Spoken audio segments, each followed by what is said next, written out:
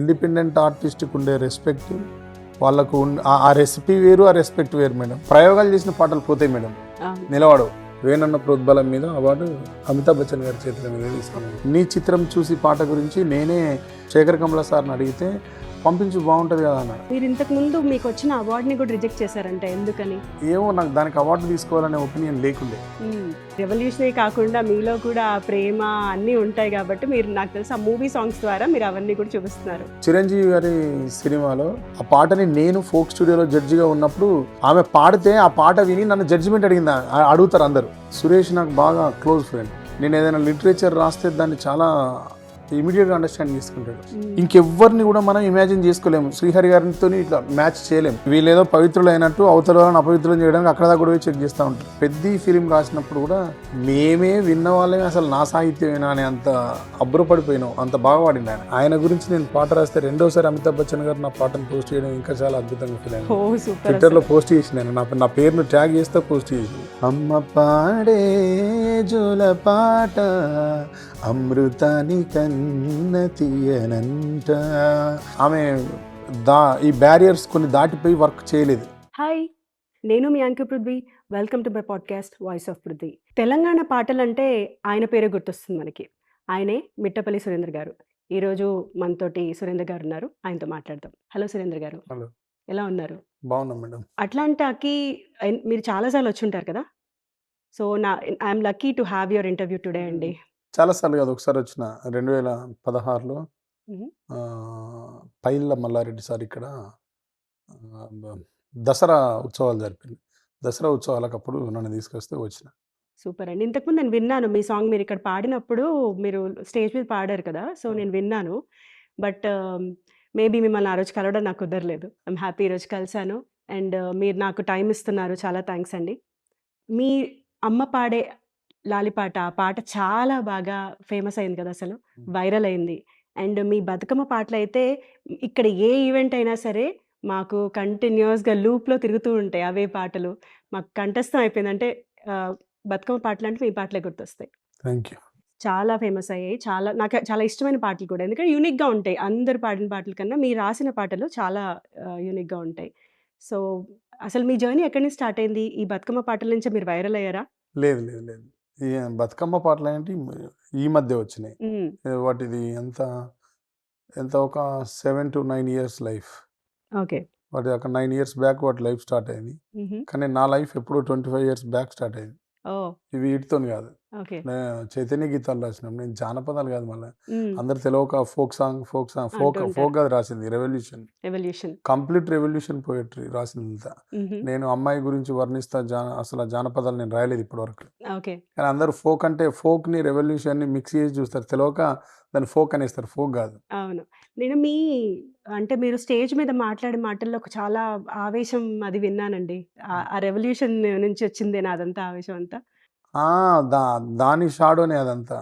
దాని నుంచి వచ్చింది ఆ ఫ్లేవర్ అంతా, అక్కడి నుంచే వస్తుంది. తెలుస్తుంది మీ మాటల్లో చాలా ఫియర్స్ ఉంది. అంటే తెలుగులో ఏమని చెప్పాలి, కొంచెం చాలా ఏమనాలి, మాట గుర్తు రావట్లేదు నాకు. ముక్కుసూటిగా మాట్లాడతారు. ఆవేదన కనిపిస్తుంది ఏదో. ఎందుకు, ఏమన్నా మీరేమన్నా ఫేస్ చేశారా ఇంతకుముందు? నేనేం ఫేస్ చేయలేదు. తెలంగాణ కోసం ఫేస్ చేసింది అంతా. మా వ్యక్తిగతంగా ఏం ఫేస్ చేయలేదు. సో తెలంగాణ ఈ పోరాటం నుంచి వచ్చినది ఇదంతా. అంతే. అంతకుముందు సోషల్ ఫైట్, తర్వాత తెలంగాణ ఫైట్, దాని నుంచి వచ్చింది. దాని గురించే మాట్లాడతాం అసలే అనిపిస్తుంది. సినిమా పాటలు కూడా ఉన్నాయి కానీ వాటి గురించి ఇంకా మీరు సినిమా పాటలు విన్నా నేను. కొంచెం స్లోగా తెలుసుకుంటారు వాటి కోసం. అక్కడి నుంచి మేము ఆల్రెడీ గంగ చంద్రముఖి అయింది, చంద్రముఖి తిరిగి గంగ కూడా మారింది. అంటే ఒక్క మనిషిలో అన్ని రకాల ఫీలింగ్స్, ఎక్స్‌ప్రెషన్స్ ఉంటాయి కదా. మరి మీలో ఓన్లీ ఏంటి రెవల్యూషనే కాకుండా మీలో కూడా ప్రేమ అన్నీ ఉంటాయి కాబట్టి మీరు, నాకు తెలిసి ఆ మూవీ సాంగ్స్ ద్వారా మీరు అవన్నీ కూడా చూపిస్తున్నారు. ఏదైనా కవి అనేవాడు ఏది బహుముఖ ప్రజ్ఞాశాలి అయి ఉండాలి. ఏదైనా రాయగలగాలి. అవునవును. ఏదైనా రాస్తాం. అవును. అడిగే వాళ్ళు ఉంటే రాస్తాం అంతే. అడిగితే రాస్తాం ఏదైనా. లేదంటే మాకు నచ్చింది మేము రాసుకుంటాం, అదే అలవాటు. సో మీరు ఇంతకు ముందు మీకు వచ్చిన అవార్డ్‌ని కూడా రిజెక్ట్ చేశారంటే ఎందుకని? చేసినాం. అప్పుడు ఎందుకు చేసిన అంటే ఏమో నాకు దానికి అవార్డు తీసుకోవాలనే ఒపీనియన్ లేకుండే. నాకెందుకు ఈ అవార్డు, మన తెలంగాణ కోసం ప్రాణాలు అర్పించిన వాళ్ళ గురించి రాసినాం, ఇస్తే వాళ్ళకి ఇవ్వాలి కానీ మనకెందుకని రిజెక్ట్ చేసిన. రిజెక్ట్ చేస్తే దాన్ని విరాట పర్వం సినిమా డైరెక్టర్ ఉండి ఇన్ని పాటలు తెలంగాణలో ఉండి హ్మ్. ఒకవేళ బలవంతంగా ఇచ్చిండ్రు అని నీ ఒపీనియనే కరెక్ట్ అయితే మిగతా పాటలకు కూడా ఇయ్యచ్చు కదా! నీ పాటకి ఎందుకు ఇచ్చిండు అనుకుంటావు? హ్మ్. కరెక్టే. నీ పాటలో నీతి ఉంది కాబట్టి ఇచ్చింది సురేందర్. నువ్వు దాన్ని నీకు సినిమా కెరియర్‌కి ఉపయోగపడుద్ది. నువ్వు అందరిలాంటి లిరిసిస్ట్ కాదు. నీకు 2 రకాల జీవితం ఉంది. అందరూ ఒకే రకమైన పాట రాయగలరు. హ్మ్. నువ్వు అటు పబ్లిక్ వెర్షన్ రాయగలవు. ఇటు ఈ ఫిల్మ్ పోయెమ్ అంటే నువ్వు కమర్షియల్ రాయగలవు. అటు సోషల్ రాయగలవు. నీకు రేపు హెల్ప్ అయిద్దిరా జర్నీకి ఇది తీసుకోవాల్సిందే నువ్వు అని అంటే వాళ్ళిద్దరు భార్యాభర్తలు వేణు ఉడుగుల గారు అండ్ వైఫ్ ఇద్దరు అప్పుడు ఏదో బయటకేదో షాపింగ్‌కెళ్తే అట్లా మోటివేట్ చేస్తే ఫైనల్ డే అన్న వేణన్న ప్రోద్బలం మీద అవార్డు తీసుకున్నా 'లలిత కళా తోరణంలో' నైస్ అండి. ఆహ్, అమితాబ్ బచ్చన్ గారి చేతుల మీదుగా తీసుకున్నాను. ఓహ్! సూపర్ అసలు. 'బిగ్ బి' చేతుల నుంచి హ్మ్. తీసుకున్నారు. 'Big super. బి' చేతుల నుంచి తీసుకున్నాం. ఆ తర్వాత ఇంకొకసారి నేను పాట రాస్తే ఆయన గురించి పాట రాసిన. హ్మ్. ఓహ్! 'పూరి జగన్నాథ్' గారి కొడుకు సినిమాకి 'చోర్ బజార్' ఫిల్మ్‌కి ఓకే. ఓకే. పాట రాసినప్పుడు అమితాబ్ బచ్చన్ గురించి ఒక పాట ఉంటది దాంట్లో. ఓకే. ఆయన వచ్చి నాకు అవార్డ్ ఇవ్వడం నేను చాలా అద్భుతంగా ఫీల్ అయినాను. ఆయన గురించి నేను పాట రాస్తే రెండోసారి అమితాబ్ బచ్చన్ గారు నా పాటను పోస్ట్ చేయడం ఇంకా చాలా అద్భుతంగా ఫీల్ అయినాను. ఓహ్! సూపర్ ట్విట్టర్‌లో అసలు. పోస్ట్ చేసినాను. నా పేరును ట్యాగ్ చేస్తే పోస్ట్ చేసిండు. సూపర్ అసలు. అట్లా 2 సందర్భాల్లో అమితాబ్ గారిని నేను టచ్ అయినాను. యాక్చువల్‌గా మీరు పాడిన పాటల్లో మీ ఫేవరెట్ సాంగ్ ఏది? నాకు ఫేవరెట్ ఇది అని చెప్పలేం గానీ ఉన్నాయి పాటలు, మంచి పాటలు చాలా ఉన్నాయి. నాకు ఇది ఫేవరెట్ అని నేను చెప్పలేను. ఏ పాటను కూడా ఇది నాకు స్పెషల్, ఇది నేనిప్పుడు చాలా కష్టపడ్డ అట్లా నాకేం లేవండి. ఓకే. అన్ని పాటలు ఈక్వల్. కొన్ని పాటలున్నాయి వింటా ఉంటాం అంతేగాని, ఇది ఒక మార్క్ చేసి ఇది నాకు ఫైనల్‌గా బాగా నచ్చిన పాట అని అట్లా నేను చెప్పేదేమీ లేదు. ఒక పాట అన్ని మా కోసం వినిపించండి. నన్ను గన్న తల్లి నా జన్మభూమి నిన్ను మించి దైవం మాకున్నదేమి తాత తండ్రుల నుండి మము కాచే తల్లి నీ రుణము ఎట్లా తీర్చుకోనే నేల తల్లి తల్లి నీ పాలదారలే రేగడిలో పారే నీరై నీ గుండెల గదిలో గనులై తరతరాల తరగని సిరులై జనని జనని జనని జై తెలంగాణ నీ వంటి తల్లి లేదే జగతిలోన కంటి పాపల్లోన మా ఇంటి పీసి నీ ఒంటి మీద పొంగే నవధాన్య రాసి. సూపర్ అండి. చాలా చాలా చాలా బా పాడారు. మీరు సింగర్ అండ్ రైటర్ 2 కదా! అవును. సో, ఇప్పుడు మీరు ఆల్రెడీ మీ యూట్యూబ్‌లో కూడా నేను చూసాను. మీరు ఒక లవ్ సాంగ్ ఒకటి రాసారు. అది కూడా చాలా బావుంది. ఇంకా మీ సాంగ్స్‌లో నేను చూసిందేంటంటే సురేష్ బొబ్బిలి గారు అండ్ ఆహ్, ఆయన అనురాగ్ కులకర్ణి వీళ్ళిద్దరు ఎక్కువ కనిపిచ్చారు నాకు. ఎందుకని? వాళ్ళిద్దరు కాంబినేషన్ కనిపిచ్చింది. నేను చేసినవి తక్కువ ఫిలిమ్స్ కాబట్టి హ్మ్. అది ఎక్కువ సార్లు సురేష్ నేను ఫ్రమ్ ద బిగినింగ్ ఇద్దరం ఇండిపెండెంట్ సాంగ్స్ చేసుకుంటూ వచ్చినాం. ఓకే. అట్లా సురేష్‌ది నాది కాంబినేషన్ ఎక్కువ సార్లు రిపీట్ కనబడుతది. ఆ తర్వాత సురేష్ నాకు బాగా క్లోజ్ ఫ్రెండ్. ఓకే. చాలా మంచి క్లోజ్ ఫ్రెండ్. ఏదైనా నేనేదైనా లిటరేచర్ రాస్తే దాన్ని చాలా ఇమ్మీడియేట్‌గా అండర్‌స్టాండ్ చేసుకుంటాడు. హ్మ్. దీన్ని ఏం చేస్తే బావుంటది? ఎట్లా పాడితే బావుంటది? ఆయన అవన్నీ ట్యూన్‌కి, మీ ఆయనకు లిరిక్‌కి నాకు బాగా కనెక్షన్ అట్లా కనెక్షన్. ఏర్పడ్డది. తర్వాత అనురాగ్ కులకర్ణి నాకు అనేది అనుకోకుండా జరిగిన కాంబినేషన్. హ్మ్. కానీ ఎక్సలెంట్ కాంబినేషన్. అవును. ఆయన నేను లవ్ స్టోరీ ఫిల్మ్ రాస్తున్నప్పుడు ఫస్ట్ ఆ పాటని మంగ్లీతోని పాడించినాం. ఓకే. చెన్నైకి మంగ్లీని ఫస్ట్ నీ చిత్రం చూసి పాట గురించి నేనే శేఖర్ కమల సార్‌ని అడిగితే పంపించు బావుంటది కదా! అన్నాడు. అప్పుడు పవన్ సీహెచ్ మ్యూజిక్ కంపోజర్‌కి చెప్పి చెన్నైకి టికెట్ ఏయించి పంపించినాం. అక్కడికెళ్ళిన తర్వాత మంగ్లీ ప్రయత్నం చేసింది. పాడి చూసింది కానీ ఆమెకు ఫిట్ కాలేదు. అవును. సెట్ అవ్వలేదు. ఆమె వాయిస్‌లో మెలోడీ రాలేదు. ఆ హుహు. ట్యూన్ పాడలేకపోయిందామె. అంటే ఆమెకు ఫిట్ అవ్వలే. అవును. ఆమె వాయిస్ దానికి సరిపోలేదు. అదే. అదే. అప్పుడు ఆ సాఫ్ట్‌నెస్ లేదు దాంట్లో. అక్కడి దాకా పిలిచిండు కదా! అని నేను పవన్‌కి ఒక ఐడియా చెప్పిన. ఆమెతోని ఫోక్ సాంగ్ పాడించి చూడండి. 'సారంగ దర్యా' ఉన్నది కదా! బాగుంటది. బాగా పాడుతది. పాడించండి అన్న. హ్మ్. అట్లా పాడించిండు. అది మంగ్లీకి ఈ సాంగ్ నుంచి మంగ్లీ ఆ సాంగ్‌కి పోయింది. ఆ సాంగ్ ఆవిడకి చాలా బా సెట్ అయింది. అనురాగ్‌ని ఈ సాంగ్‌కి ఫైనల్ చేసింది శేఖర్ సార్. శేఖర్ బావుంది. Sir and Pawan. Okay. Okay. వాళ్ళిద్దరు ఫైనల్ చేసిండ్రు. ఆయన పాడిన తర్వాత పాట అసలు నెక్స్ట్ లెవెల్‌కి పోయింది. నిజంగా. నాకు చాలా ఆ! ఇష్టమైన సాంగ్ అది. ఆయన కంపోజ్ చేసినప్పుడు ఒకలాగుంది. హ్మ్.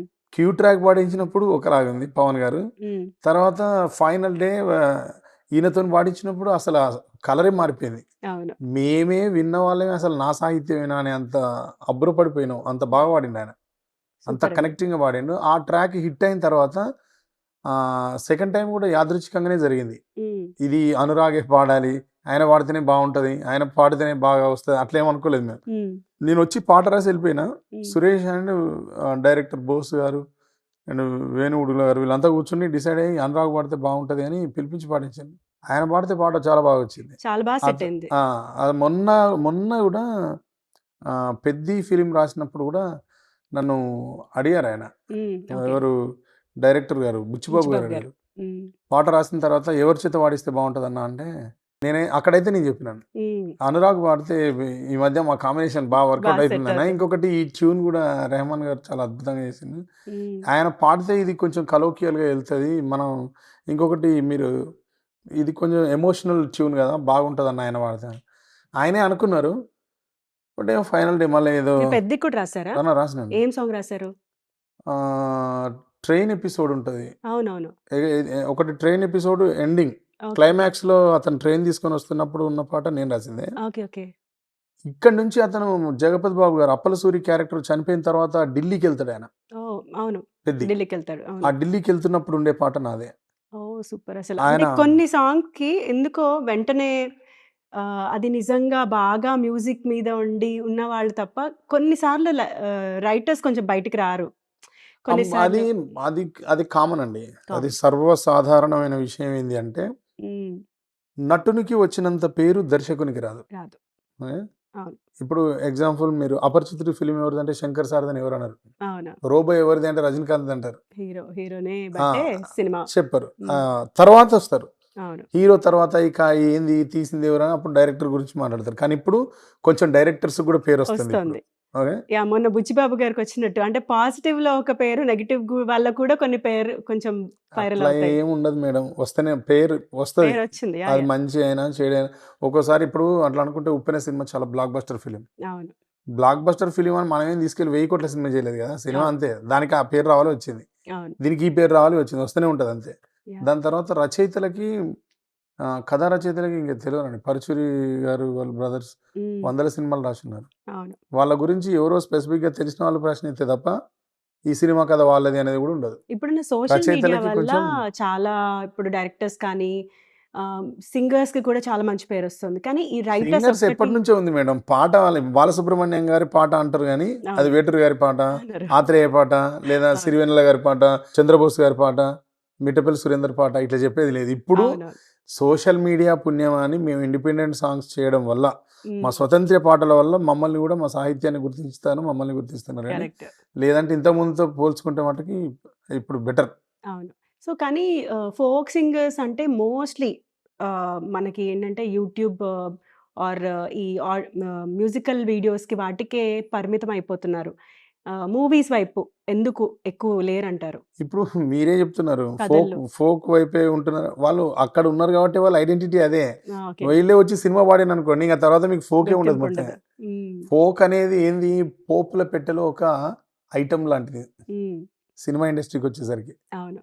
పోపుల పెట్టెలో అన్ని ఐటెమ్స్ ఉంటాయి గదా, మీకు అవును. కిచెన్ బాక్స్‌లో. హ్మ్.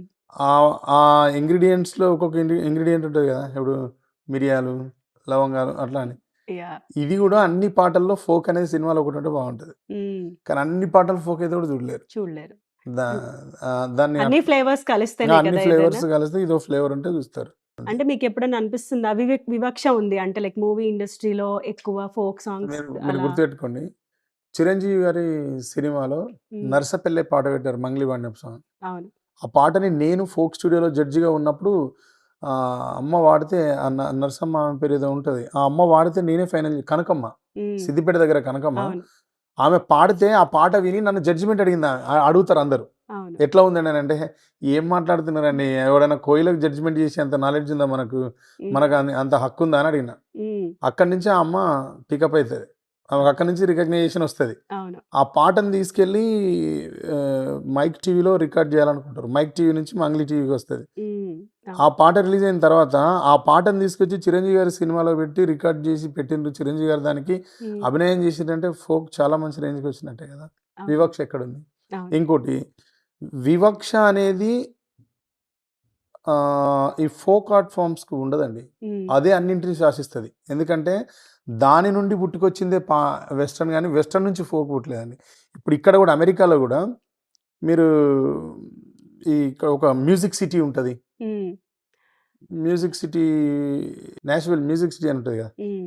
ఇప్పుడు ఇక్కడ నుంచి మైకల్ జాక్సన్ వీళ్ళందరూ పుట్టుకొచ్చినా అది వివక్ష అవుతుంది. ఇప్పుడు ఆ నాష్విల్లో ఉన్న మ్యూజిక్ ఆ! కాదు కదా, అవ్వదు. అది ప్యూర్. దేనికదే. అదంతే. దేనికదే ఉంటుంది. మైకల్ జాక్సన్ ప్యూర్, ఆయన అంతే. ఆయన ఆ! తర్వాత ఇంకెవరు కూడా రాలేదు. ఆయన కూడా రాలేదు. ఇండిపెండెంట్ ఆర్టిస్టే అవును.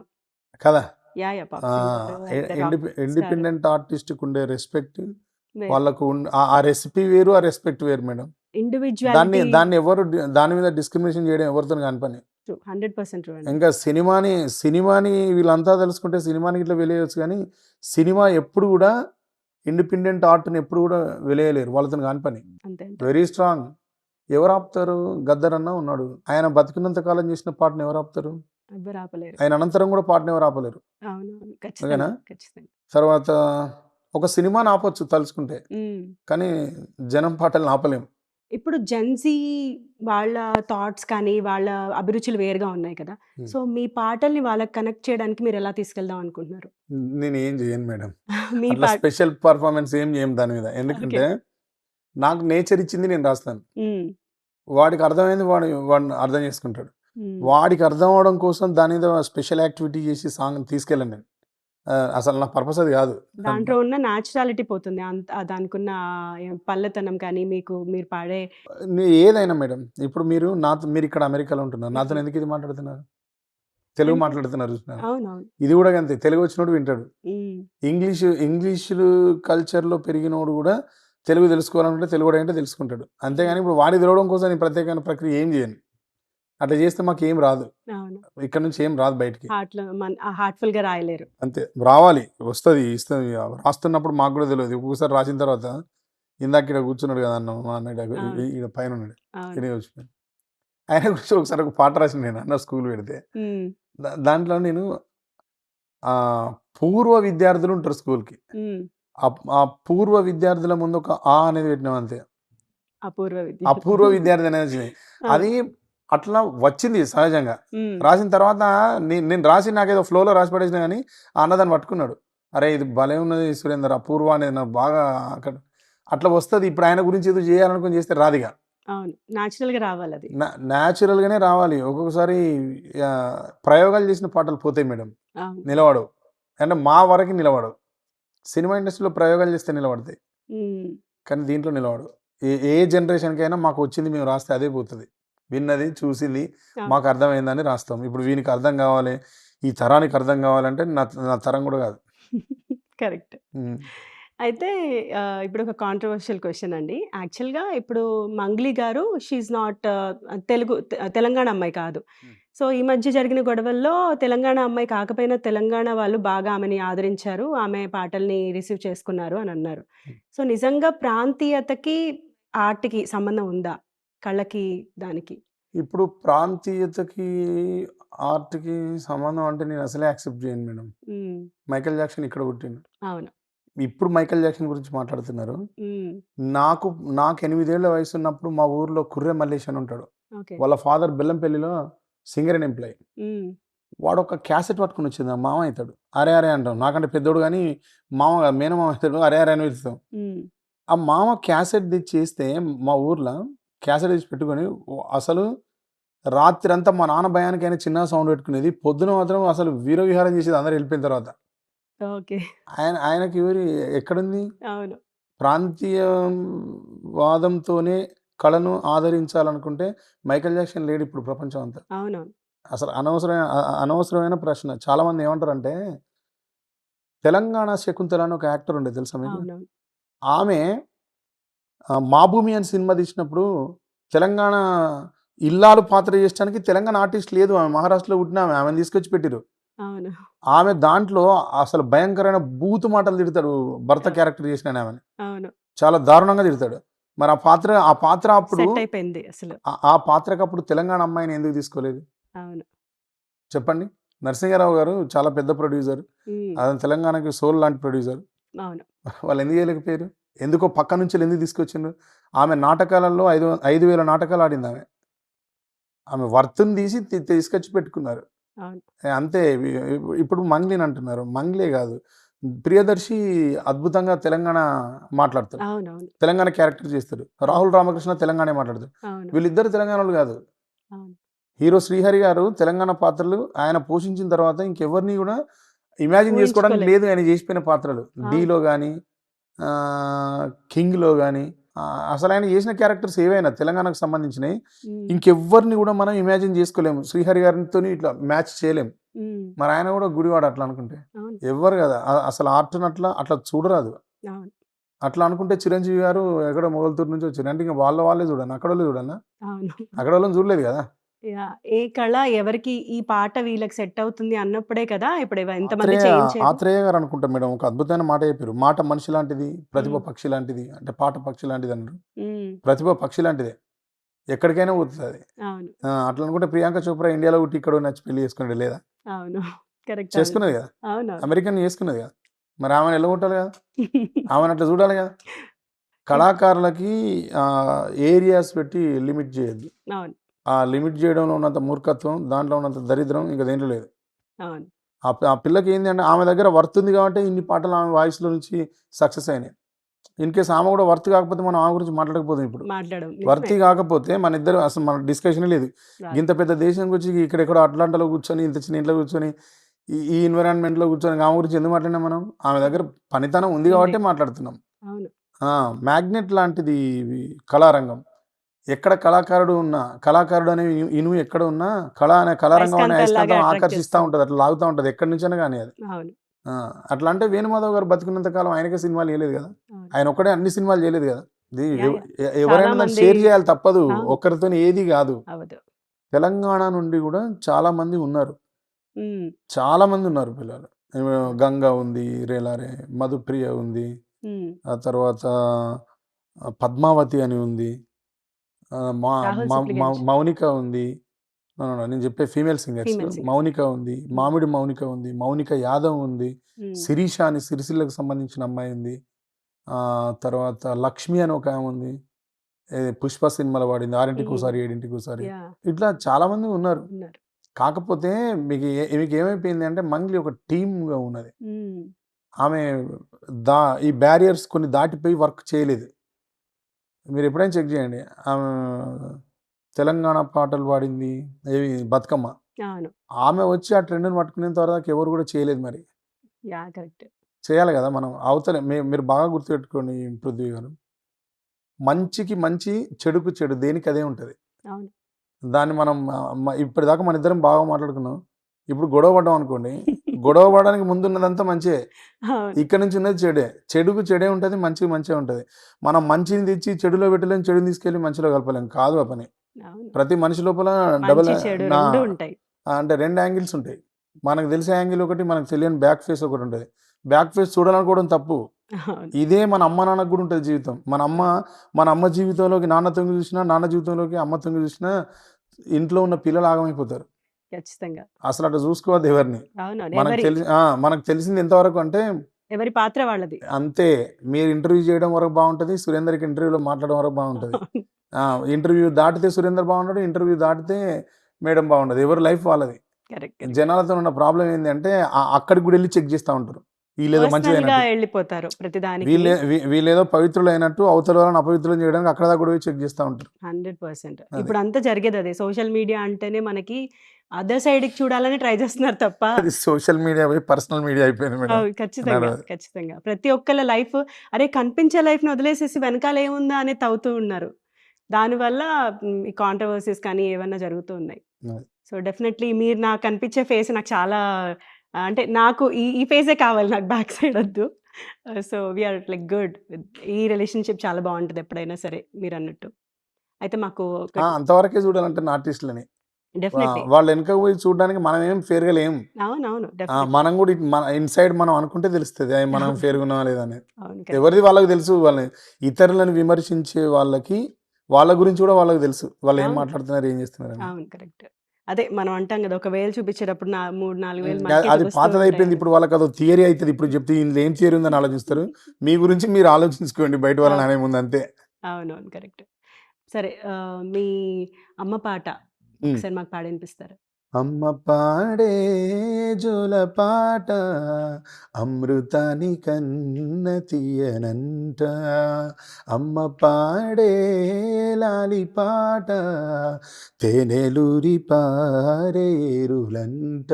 నిండు జాబిలి చూపించి రెండు బుగ్గలు గిల్లేసి, నిండు జాబిలి చూపించి గోటితో బుగ్గను గిల్లేసి, ఉగ్గును పట్టి ఊయలలుపే అమ్మ లాలన, ఊపిరి పోసే నూరేళ్ల నిండు దీవెన.